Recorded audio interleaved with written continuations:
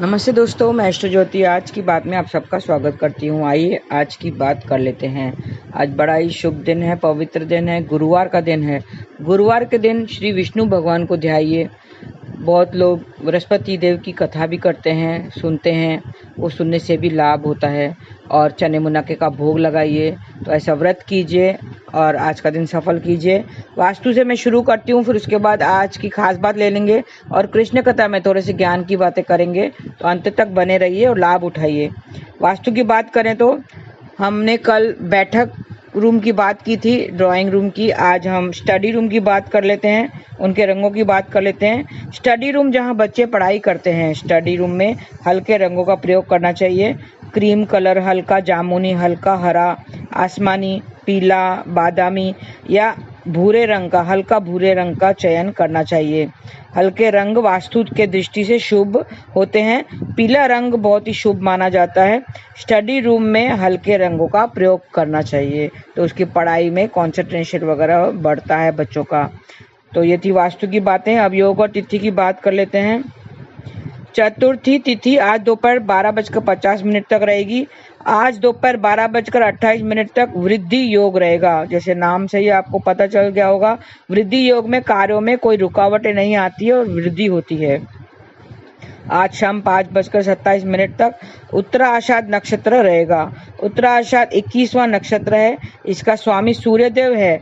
तो आज उनकी ऊर्जा लेने के लिए आपको क्या करना है, सूर्यदेव को अर्घ्य देना चाहिए। तांबे के लोटे में जल भरकर उसमें गुलर गुड़ वगैरह डाल सकते हैं, नहीं तो ऐसे भी दे सकते हैं। और मंत्र जाप कीजिए, ओम घृणी सूर्याय नमः मंत्र जाप करना है। उसके बाद 3 बार गायत्री मंत्र जाप कीजिए। वहां पर थोड़ी देर खड़े रहिए ऊर्जा लेने के लिए और प्रार्थना कीजिए भगवान को कि आज का दिन सफल करे।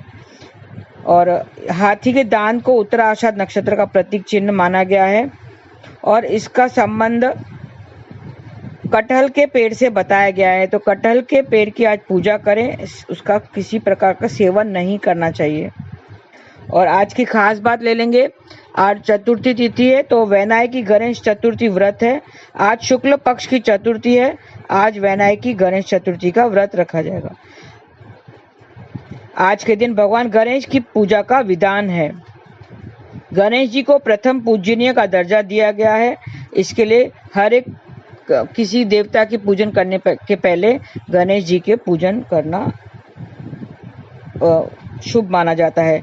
गणेश जी को चतुर्थी तिथि का अधिष्ठाता माना गया है।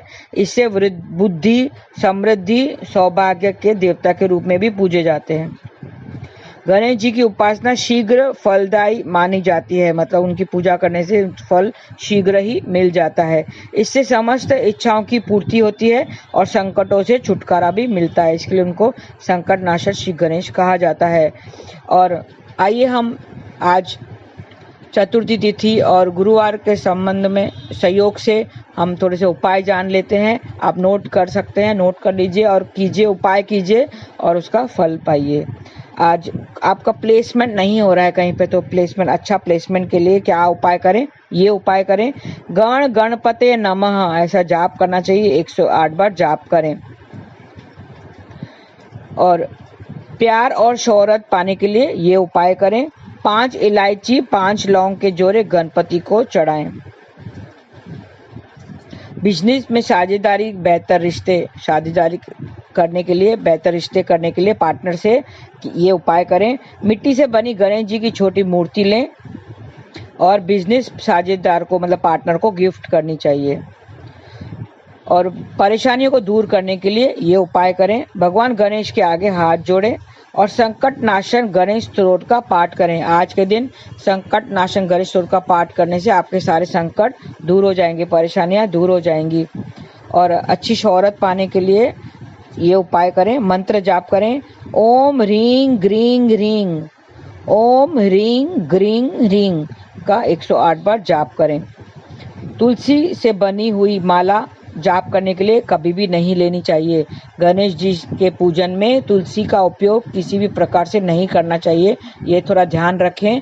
याद करें, हम लोग तुलसी के पत्ते चढ़ा देते हैं, वो नहीं चढ़ाना चाहिए। और जाप भी तुलसी की माला से नहीं करना चाहिए। लाल चंदन, स्फटिक या रुद्राक्ष की माला आप ले सकते हैं।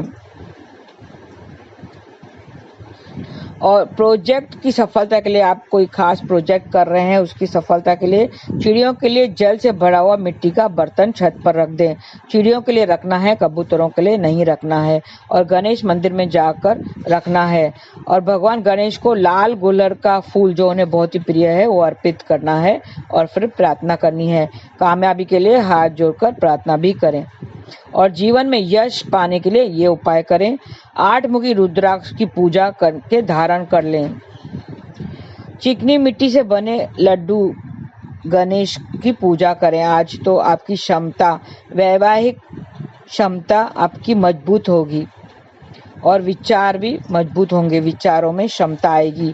चिकनी मिट्टी से बने गणेश के पूजा करें। आज हर एक के घर में चिकनी मिट्टी से बने गणेश लड्डू होते हैं, छोटे से लड्डू के रूप में गणेश जी होते हैं। अगर ऐसे नहीं है, आपके पास अभी तक नहीं है और इसकी जानकारी नहीं है, तो आज ही जाके आप ले आ सकते हैं। साफ चिकनी मिट्टी के लड्डू की आकृति बनाएं, उसके ऊपर मौली लपेट दें, घर में मंदिर में स्थापित कर दें और विधि पूर्वक रौली, चावल, धूप, दीप से पूजा करें। नारियल पर हल्दी से स्वास्तिक का चिन्ह बनाएं तो जीवन में सुख शांति आपको मिलेगी। नारियल श्री गणेश को अर्पित कर दें और अपने वर्क स्पेस में सुधार लाने के लिए गणपति जी को जल और दुर्वा डालकर अर्पित करें। जल में दुर्वा डालकर अर्पित करें। गणेश की विधि पूर्वक पूजा करें। श्री गणेश भगवान के आगे घी का दीपक भी जलाएं तो सारे कार्य सफल हो जाएंगे। भगवान को हल्दी का टीका भी लगाना चाहिए। आज कोई ना कोई पीले रुमाल या छोटा सा कपड़ा आप अपने पास रख सकते हैं तो कार्य में सफलता सुनिश्चित होगी। और आज चतुर्थी तिथि पर मूली का सेवन करने से बचें, ये शत्रुओं की वृद्धि कराती है, तो मूली का सेवन नहीं करना चाहिए आज। तो थोड़े से ये तिथि के हिसाब से एक एक जो खाद्य पदार्थ मैं बताती हूँ वो अवॉइड करें, बाकी आप कुछ भी खा सकते हैं, पी सकते हैं। तो ये थी आज की खास बात। और कृष्ण कथा में हम थोड़े से ज्ञान की बातें कर लेते हैं। आइए अंत तक बने रहिए। ये कलयुग चल रहा है, आपने देखा होगा कलयुग बड़ा भयंकर है। कलयुग और परीक्षित महाराज जब आमने सामने आए तो परीक्षित ने कलयुग को क्यों छोड़ दिया? कलयुग में इतनी ताकत नहीं थी कि वो राजा परीक्षित को परास्त कर सके, लेकिन राजा परीक्षित में इतना बल था कि वो कलयुग को परास्त कर सकता था। जब वो आमने सामने आए, ये राजा ने कलयुग को माफ कर दिया। क्यों माफ कर दिया? कलयुग को क्यों जाने दिया? क्योंकि कलयुग में एक खूबी है। हाँ, वो खूबी खुद कलयुग ने ही राजा परीक्षित को बताई थी कि मुझ में ये खूबी है कि सिर्फ नाम स्मरण करने से ही ईश्वर को पा सकते हैं। ईश्वर का, इंसान का भला हो सकता है। जीव का भला कैसे होगा? सिर्फ नाम स्मरण कीर्तन करने से ही ईश्वर पा सकते हैं, ईश्वर को पा सकते हैं। ये एक खूबी है कलयुग में। वैसे कलयुग दोषों का सागर है, सब जगह दोष ही दोष दिखाई देंगे। कलयुग बहुत भयंकर है, लेकिन ये एक खूबी के कारण परीक्षित ने कलयुग को माफ कर दिया। केवल हरि नाम से ही जीव का भला होगा, ये एक खूबी उसने बताई कि मेरे युग में ये एक खूबी होगी कि जीव का भला कैसे होगा। सिर्फ प्रभु का नाम लेने से ही जीव का भला होगा और मोक्ष की प्राप्ति होगी। अगर ये खूबी नहीं होती, कलयुग में ये खूबी नहीं होती, तो राजा परीक्षित कभी उस कलयुग को माफ नहीं करते। राजा ने कलयुग को माफ कर दिया। पांडव सशरीर स्वर्ग क्यों गए? पांडव सशरीर स्वर्ग को चले गए क्यों? क्योंकि वो कृष्ण के बगैर नहीं रह सकते थे। वो कृष्ण के बगैर नहीं रह सकते थे। उन्होंने देखा कि कृष्ण ने अपनी लीलाओं को विराम देकर परम धाम को चले गए हैं। परम धाम तो गए, अपनी सारी लीलाओं को विराम देकर चले गए हैं। उसके बाद कलयुग का आरंभ हो गया। जैसे ही कृष्ण परम धाम को चले गए, वहां पे कलयुग का आरंभ हो गया।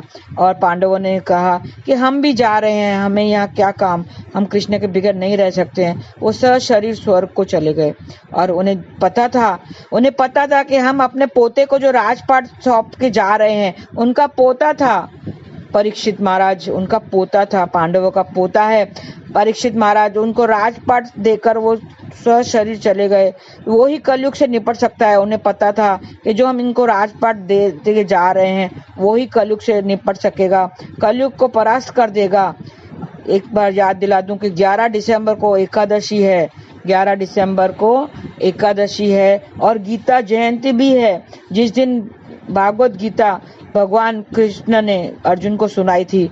अर्जुन को जिस दिन भागवत गीता सुनाई गई थी उस दिन 11 दिसंबर को वो गीता जयंती के रूप में मनाई जाती है।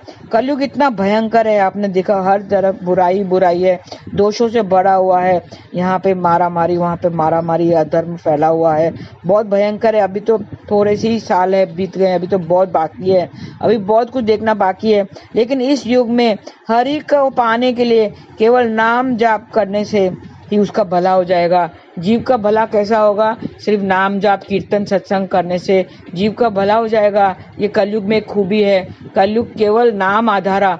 पहले जमाने में, पुराने जमाने में बहुत सारे पूजा पाठ करते थे, बहुत तपस्या वगैरह करते थे। लेकिन अभी कलयुग में एक सरल उपाय, उसकी खूबी बताई गई है कि कलयुग में ईश्वर को पाने का एक सरल उपाय है केवल नाम जप करना। हरे कृष्णा कृष्ण कृष्ण हरे हरे, हरे राम राम राम हरे हरे। केवल नाम जप करने से यह प्रभु ईश्वर को पा सकते हैं और जीव का भला हो जाएगा।